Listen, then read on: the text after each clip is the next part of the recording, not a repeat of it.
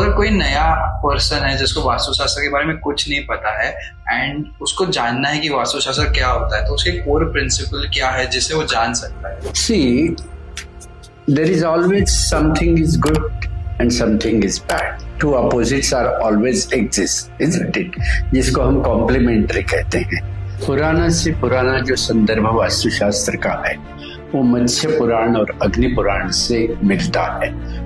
कई लोग कहते हैं उसके भी पहले से कामिका आगम नामक जो ग्रंथ है हमारे पास जो है, तो उसमें सबसे पहले उसके बीज पाए जाते हैं। शास्त्र जो है वो प्री मैच्योर डेथ से जुड़ा हुआ है।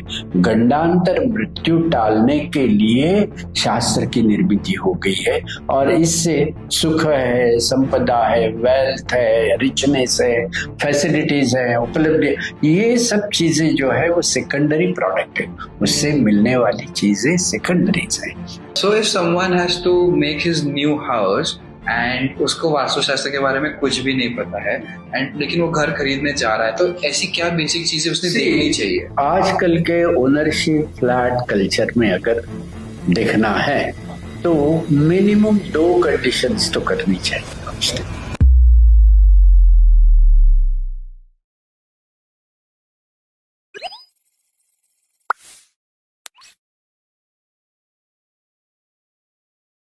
आज का episode is about Vastushastra and to guide us through this episode we have Narendra Sahasrabuddhe sir with us. Welcome to the Manav show sir. Sir, so Vastushastra ये ओरिजिनेट कहाँ से हुआ, कब आया ये वास्तुशास्त्र हमारे वर्ल्ड में, हमको कब पता चला इसके बारे में? ऐसा है, पुराना से पुराना जो संदर्भ वास्तुशास्त्र का है वो मत्स्य पुराण और अग्नि पुराण से मिलता है। कई लोग कहते हैं उसके भी पहले से कामिका आगम नामक जो ग्रंथ है हमारे पास जो है, तो उसमें सबसे पहले उसके बीज पाए जाते हैं। उसी के साथ बहुत सारे नाड़ी ग्रंथ हैं जो आपको मालूम होगा कि अंगूठे के जरिए बहुत सारे डिटेल्स उसमें मिलते हैं, तमिलनाडु में वगैरह है। तो नाड़ी ग्रंथों में भी वास्तुशास्त्र के बहुत सारे संदर्भ पाए जाते हैं। लेकिन मूलतः ये जो शास्त्र है इसका जनन जो है, इसकी जननी जो है वो योग शास्त्र है। योग शास्त्र में जो शुभाशुभ के संदर्भ से जुड़े हुए जो श्लोक है वो श्लोक वैसे के वैसे अगर उठाएं और थोड़ी अलग भाषा में अगर आप रख दें तो वास्तुशास्त्र है। तो एक तरीके से जब योग शास्त्र निर्माण हो गया तब से वास्तुशास्त्र निर्माण हो गया, ऐसे भी हम कह सकते हैं। ओके, बहुत इंटरेस्टिंग बात है ये। तो अगर कोई नया पर्सन है जिसको वास्तुशास्त्र के बारे में कुछ नहीं पता है एंड उसको जानना है कि वास्तुशास्त्र क्या होता है, तो उसके कोर प्रिंसिपल क्या है जिसे वो जान सकता है? See, there is always something is good and something is bad. Two opposites are always exist, isn't it? जिसको हम कॉम्प्लीमेंट्री कहते हैं। तो वैसे ही योग शास्त्र में ऐसे कहा गया है कि वायव्य, उत्तर, ईशान्य और पूर्व, that is north west, north, north east and east are governed by one cosmic breath, जिसका नाम पारंपरिक योग शास्त्र में चंद्र नाड़ी, ईड़ा नाड़ी ऐसे कहा गया है। तो वो कॉस्मिक ब्रेथ है, उसको योग शास्त्र में कहा है कि वो शुभ संकेतदायी है, that which brings a good news in the life. And a complementary directions, if you see, then Agneya, Dakshin, Nairitya, Paschim, that is southeast, south, southwest and west directions. These are under the control of the other nadi, other cosmic breath, which is termed as Pingala stream, Surya nadi प्रवाह. और उसका वर्णन योग शास्त्र में क्रूर और कठिन कर्मा से किया है। तो जहां भी चंद्र ईड़ा नाड़ी का प्रभाव रहता है, मतलब ऊर्जा का प्रभाव उस भवन में, उस वास्तु में वायव्य, उत्तर, ईशान्य और पूर्व से रोशनी है, आकाश है, प्रकाश है, ऊर्जा है, इसके स्पंदन पाए जाते हैं। उस भवन में वो कहते हैं कि पंच परमेष्टि की प्राप्ति होती है। पंच परमेष्टि का मतलब है स्थैर्य, क्षेम, आयु, मांगल्य, कल्याण। जैसे संकल्प हम लेते हैं ना सत्यनारायण में, तो यही पांचों का लिया जाता है। तो ये सब पांचों चीजें जो जीवन जिस पर निर्भर करता है, वो सब पांचों चीजों की प्राप्ति आपको भवन में मिलेगी। प्रोवाइडेड, ये पॉजिटिव कॉस्मिक ब्रेथ, प्रोवाइडेड वायव्य, उत्तर, ईशान्य और पूर्व से आपके भवन में प्रकाश की उपलब्धि होती है। और फिर उसके विरुद्ध कहेंगे तो आग्नेय, दक्षिण, नैऋत्य, पश्चिम से अगर ऊर्जा प्रवाहित हो, रोशनी प्रवाहित हो, आकाश, प्रकाश, ऊर्जा, ये जो 3 प्रकार से वाइब्रेशंस का वर्णन किया जाता है, तो आपके भवन पर पिंगला माने सूर्य नाड़ी का अमल रहेगा, प्रभाव रहेगा, सत्ता रहेगी, और ये नाड़ी क्रूर और कठिन कर्मा है। तो आज के जमाने में जितने भी हम प्रीमैच्योर डेथ्स देखते हैं, उनके भवन में आग्नेय, दक्षिण, नैऋत्य, पश्चिम, इन दिशाओं के प्रवाह पाए जाते हैं। That is how the eventology and vibrations of the directions and the cycles of the time, इसका एक अनोखा संगम वास्तुशास्त्र में पारंपरिक योग शास्त्र के तहत पाया जाता है। ये वैशिष्ट्य है इसमें। ओके सर, जैसे आपने नाड़ियों की बात की, तो क्या नाड़ियां जो हमारी आप जो बता रहे थे वो स्वर विज्ञान के अंदर आती है? ये इसीलिए वास्तुशास्त्र जो है वो बृहद स्वर विज्ञान है, मतलब comprehensive concept related to the nadi, related to the swar is applicable to the Vastushastra. एक जो पर्सनल है स्वर शास्त्र वो अलग है, और कॉम्प्रिहेंसिव है वो एक अलग है। तो कॉम्प्रिहेंसिव स्वर शास्त्र माने वास्तुशास्त्र, ऐसे कह सकते। ओके सो जैसे वास्तुशास्त्र हम जनरली देखते हैं कि लोग बिल्डिंग्स के लिए अप्लाई कर रहे हैं, स्ट्रक्चरल चीजें जब कंस्ट्रक्शन में होती है जब अप्लाई करते हैं, but does Vastushastra also help for human behaviour, human nature change करने के लिए? ऑब्वियसली, देखो यहाँ पे एक लक्ष्मी उदाहरण से ही चलते हैं, उसमें बहुत लोगों को भी अच्छा ज्ञान में प्राप्त होगा। एक लक्ष्मी रोड पर एक शॉप है, ज्वेलर का बड़ा शॉप है। तो वहां पर वो मुझे कंसल्टेशन के लिए बुलाया था। वहां पर एंट्री जो है वो साउथ ईस्ट की थी, और आग्नेय दिशा में ही उसको डबल हाइट थी। एकदम एंट्रेंस भव्य दिखना चाहिए ना, इसलिए उसने भव्यता लाने के लिए आग्नेय में डबल हाइट दी थी। और बाकी सब जो मेज़नाइन किए थे वो पूर्व, उत्तर, ईशान्य, वायव्य, ऐसे पूरा मेज़नाइन लेके रखा था। वो भी ल्यूनरशिप से दिया था। तो इसमें क्या है, आग्नेय दिशा का स्पंदन अधिक है, और शास्त्र कहता है आग्नेय दिशा का जब स्पंदन रहता है तो उससे शोक, दाह, प्रीमैच्योर डेथ, इस प्रकार की घटनाएं घटने की संभावना है। तो हमने उनको कह दिया ये बंद कर दो आप डबल हाइट, और अंदर का उत्तर का खोल दो, ताकि चंद्र नाड़ी का। तो पूछा क्या हो जाएगा, वो तो नास्तिक था एकदम, पूछा क्या हो जाएगा। तब मैंने कहा था उसको कि इस प्रकार से पॉसिबिलिटी, क्योंकि जो गोल्ड और ज्वेलरी से कनेक्टेड है उनके लिए ये खतरा बहुत रहता है। और सही में उसके बाद 6 महीने बाद ऐसी नौबत आ गई कि उसने सुसाइड वही जगह पर जहां साउथ ईस्ट में डबल हाइट है वहीं पर किए थे। अभी यहाँ अगर आप देखते हैं आग्नेय स्पंदनों के बारे में सूत्र, तो बोलते भूमि अग्नि दाह भयावह। भयावह मतलब it is fierce, that space is not a space, it's a void where lies the attack of Saturn, Mars and Rahu combined and together। ऐसे शास्त्र है। शास्त्र जो है वो प्री मैच्योर डेथ से जुड़ा हुआ है। गंडांतर मृत्यु टालने के लिए शास्त्र की निर्मिति हो गई है, और इससे सुख है, संपदा है, वेल्थ है, रिचनेस है, फैसिलिटीज है, उपलब्धि, ये सब चीजें जो है वो सेकेंडरी प्रोडक्ट है, उससे मिलने वाली चीजें सेकेंडरीज है। इसीलिए शास्त्र का महिमा जो है वो दिशाओं के स्पंदनों से जुड़ा हुआ है, और दिशाओं के स्पंदन जो है जो काल से जुड़े हैं, साइकिल्स ऑफ टाइम से जुड़े हैं। इसीलिए कणाद जैसे महर्षि ने एक ऐसी टर्मिनोलॉजी दी थी कि जिसको दिक्काल कहते हैं। वो दिशा को मानता नहीं, वो काल को मानता नहीं, वो दिशा और काल एक ही है, एक ही कॉइन की 2 साइड्स, एक ही पहिए हैं, इस प्रकार से मानता है।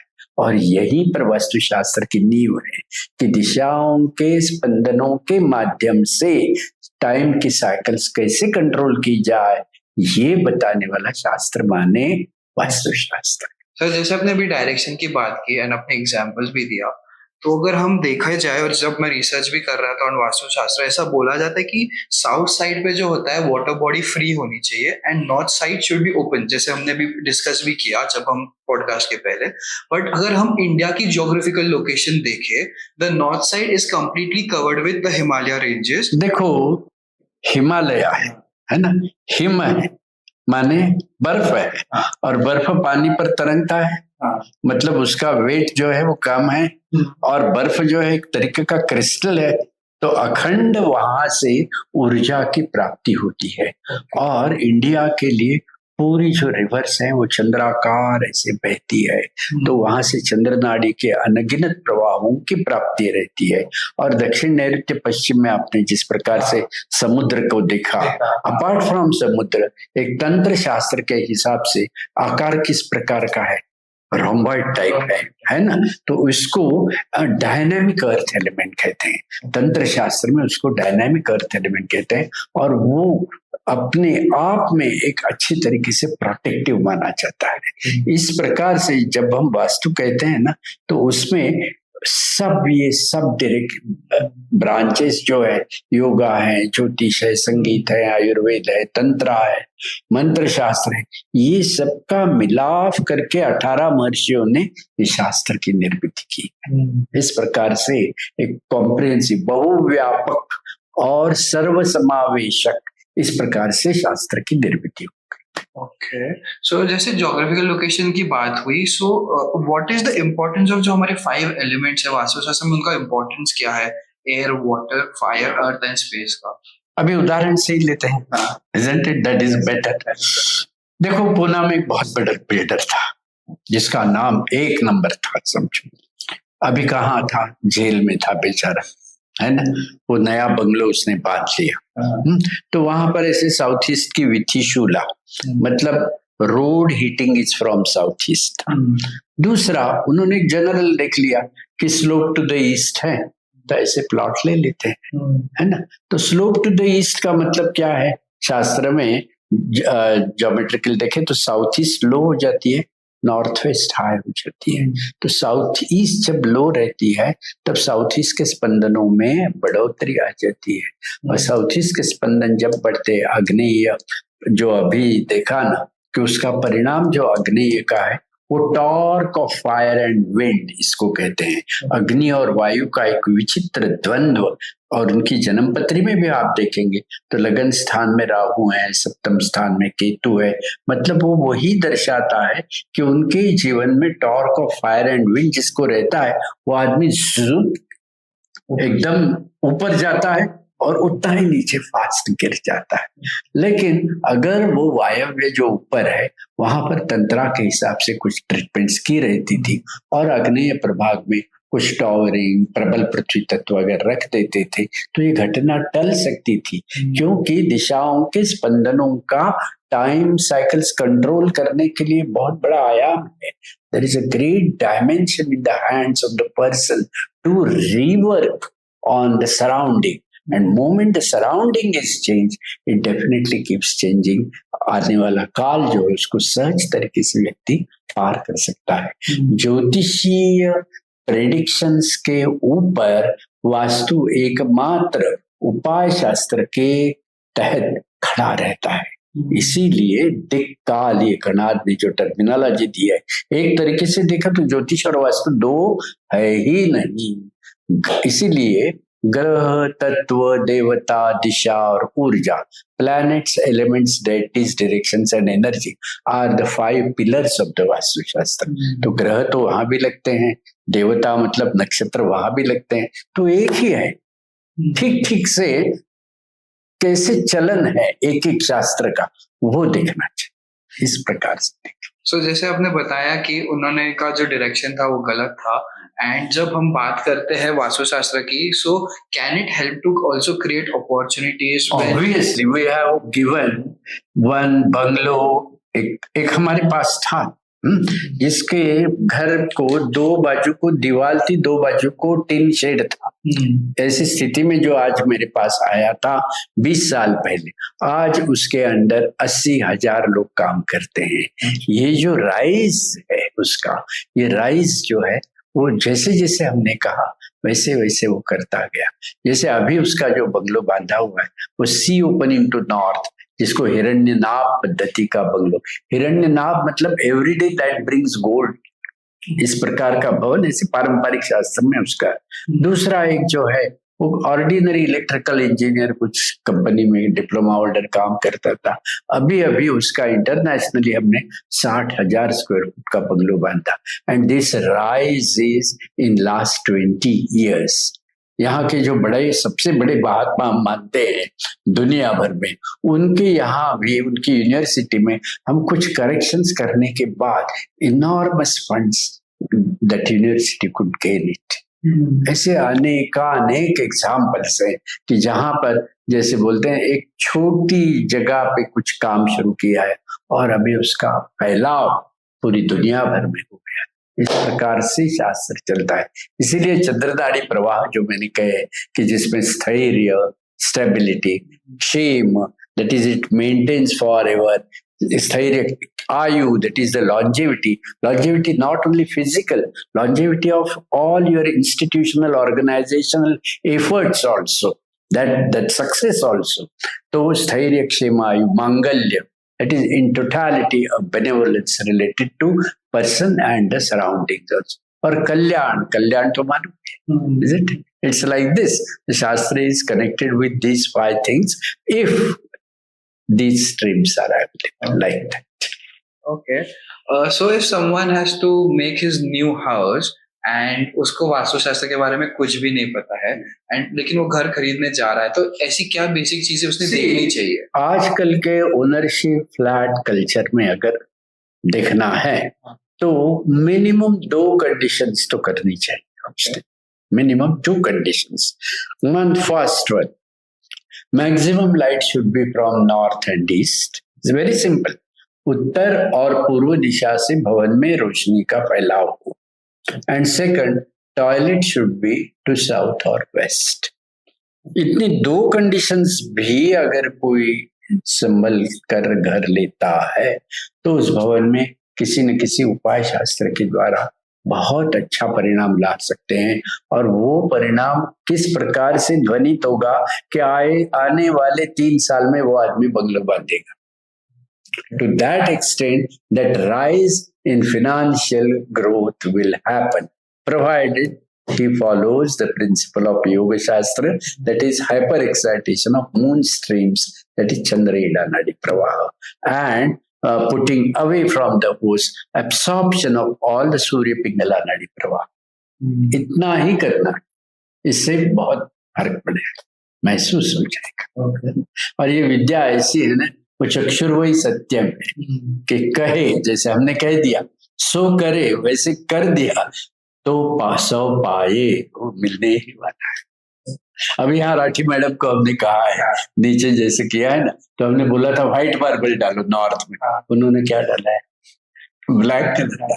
नहीं, वैसा नहीं होना चाहिए, सुनना चाहिए, कहे सो करे सो पाए।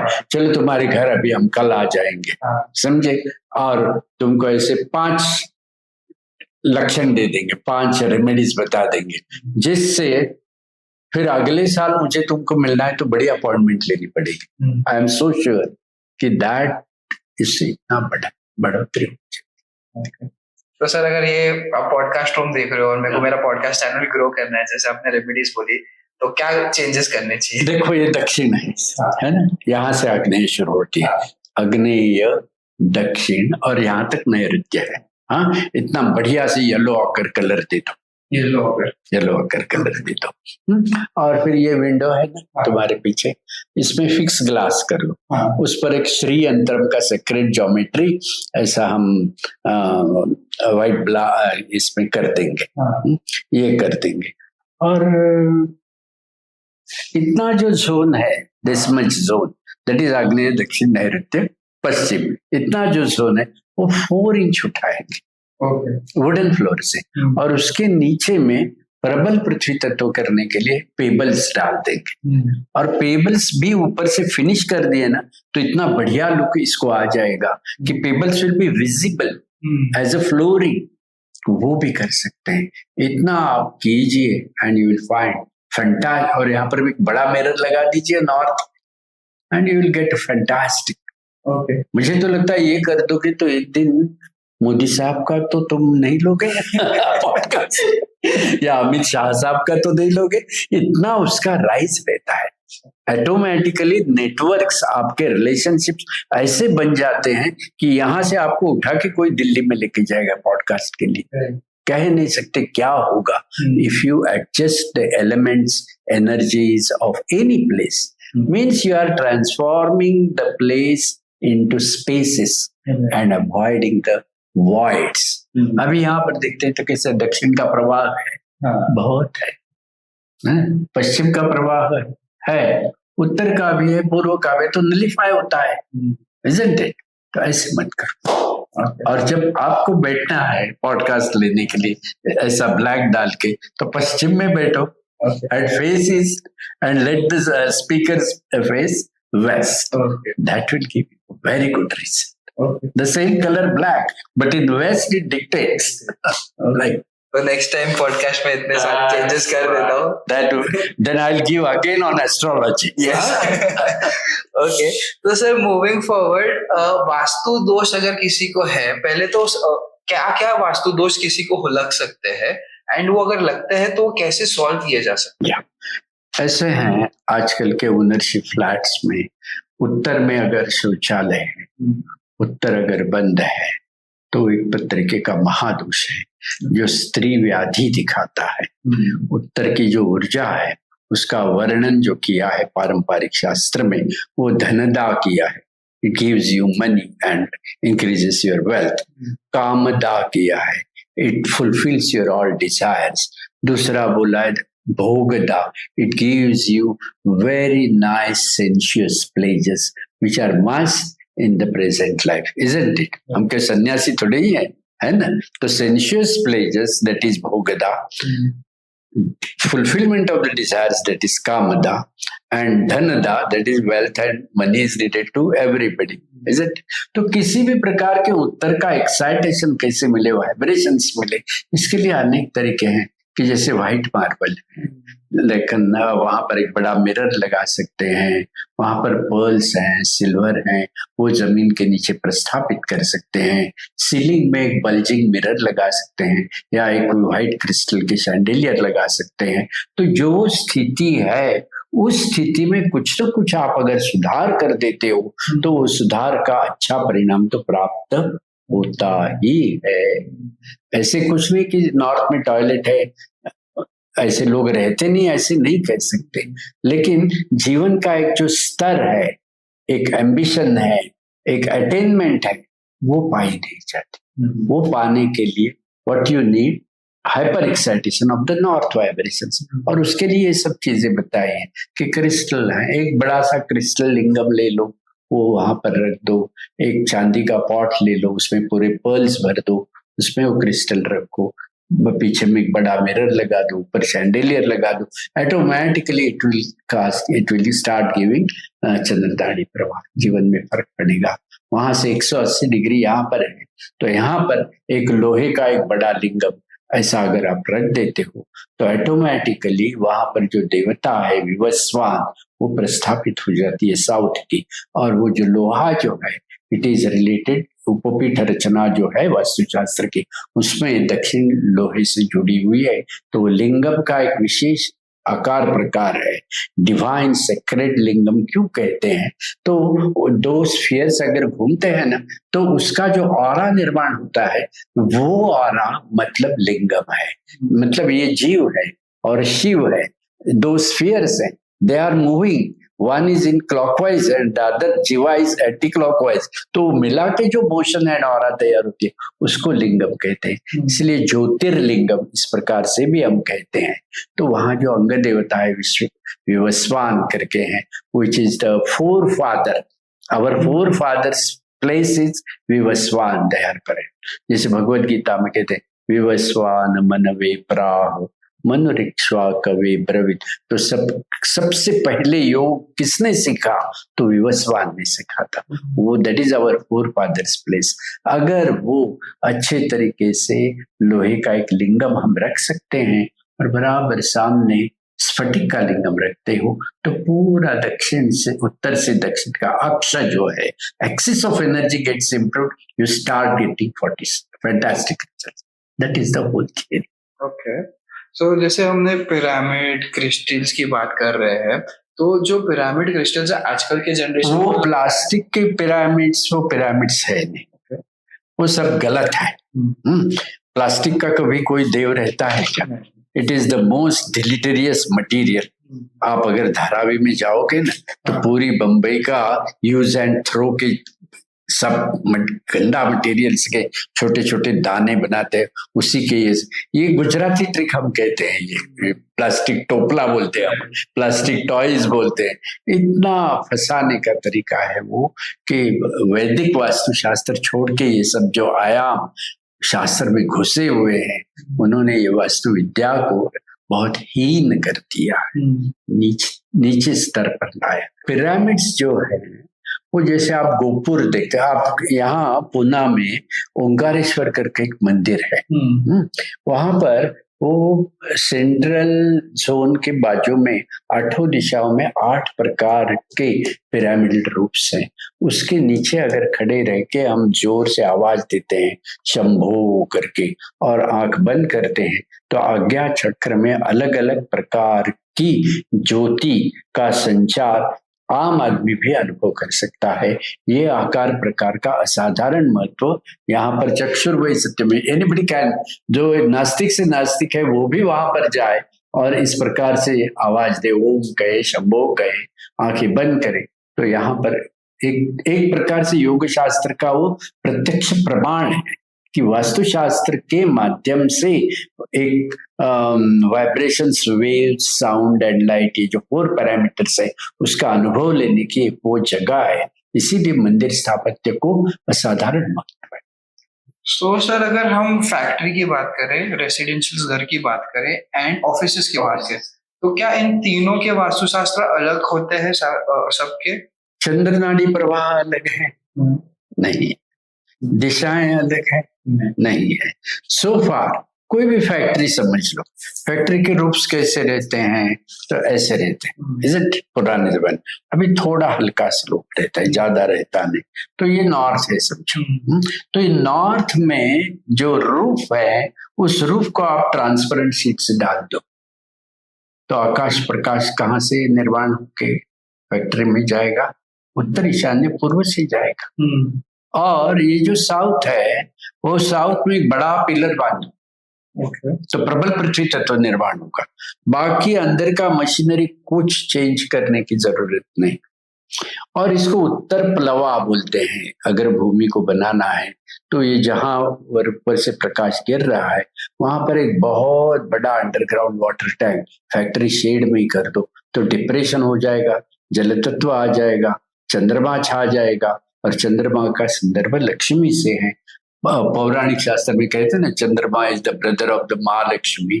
उस प्रकार से वहां से चंद्र नाड़ी के प्रवाहों को निर्मित होती। और साउथ में एक बड़ा पिलर पत्थर का बांधो। फैक्ट्री के लिए क्या मुश्किल, क्या है? कुछ भी मुश्किल नहीं है एकदम। हमने तो एक फैक्ट्री में 6 feet by 6 feet by 28 feet height का स्टोन का पिलर बांधा, लेकिन रिजल्ट ऐसा फैंटास्टिक है।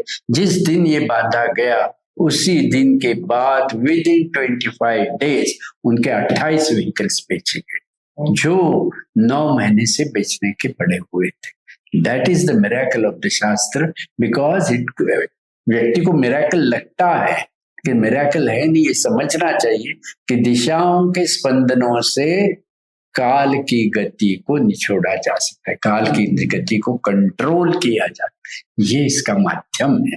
तो सर अभी जैसे आपने बोला था कि Vastushastra and astrology are very related to each other, तो हम जब एस्ट्रोलॉजी की बात करते हैं, सो जो आयन होता है it's related to Rahu Shani.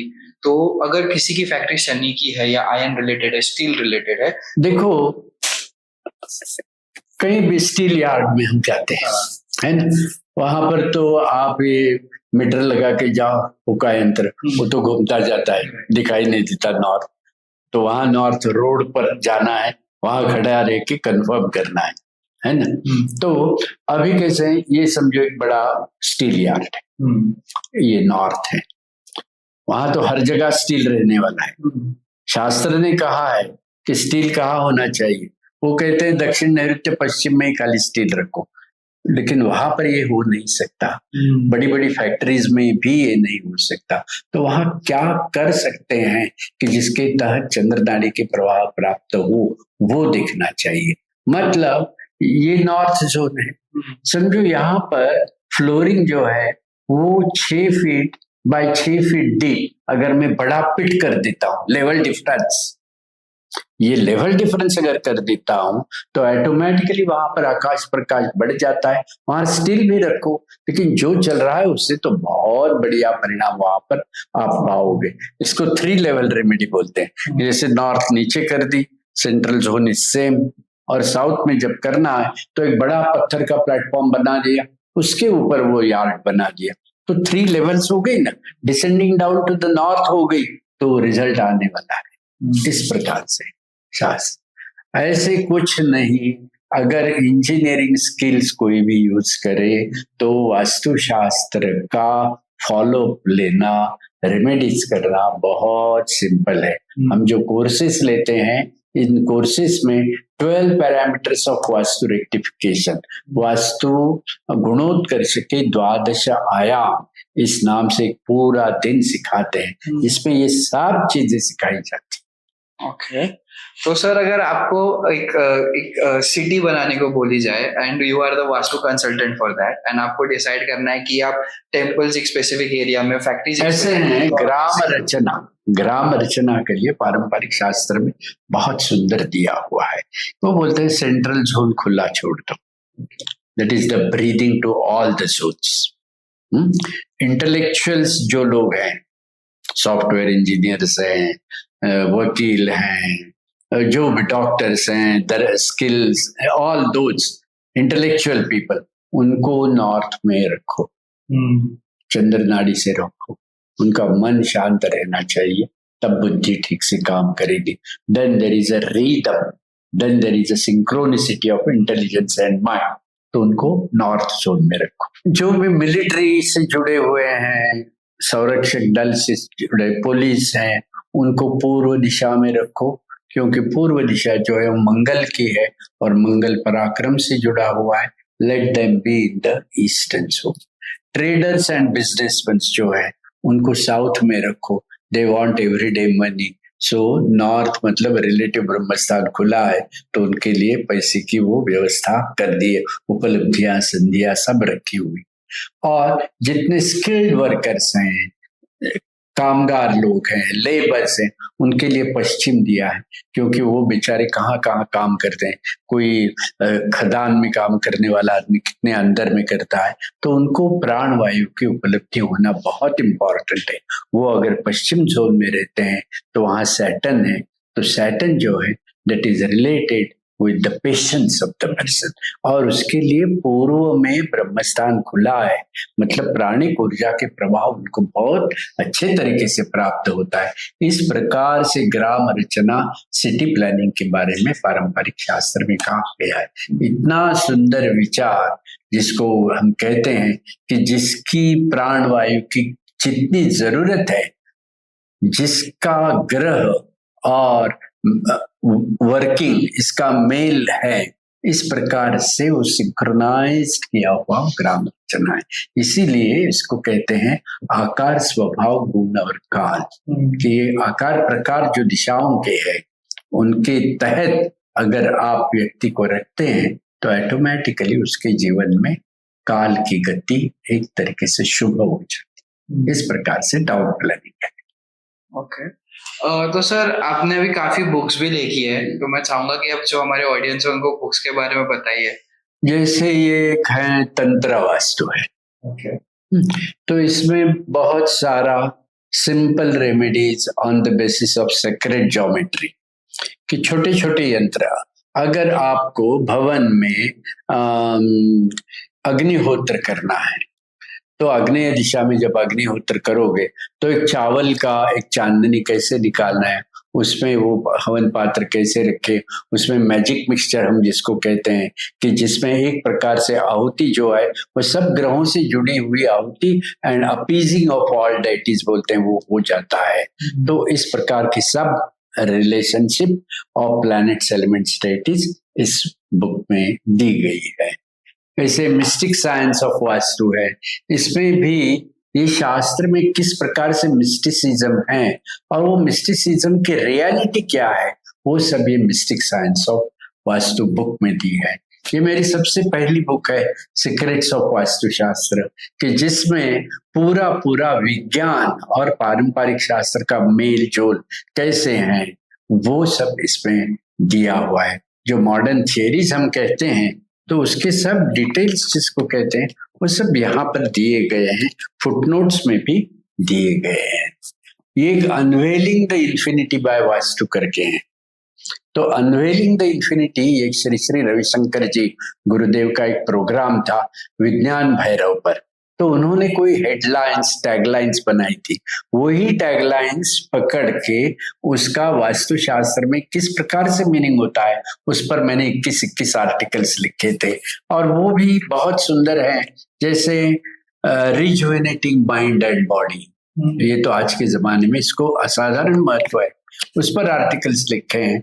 दूसरा है एलिमिनेट डीप रूटेड स्ट्रेस, वो भी आज के जमाने के लिए बहुत बड़ा इंपॉर्टेंट एक एस्पेक्ट ऑफ द लाइफ है। तो वास्तुशास्त्र के देवता सान्निध्य और एलिमेंट्स के जरिए कैसे हम निभा सकते हैं वो दिया है। या improve the quality of thought and creativity, इसमें इंद्र रवि सत्य आर्यमा जो पूर्वा का देवता समूह है जिसको हम धी धृति स्मृति ये कहते हैं कि who am I, all that understanding जो है वो कैसे निभाया जा सकता है।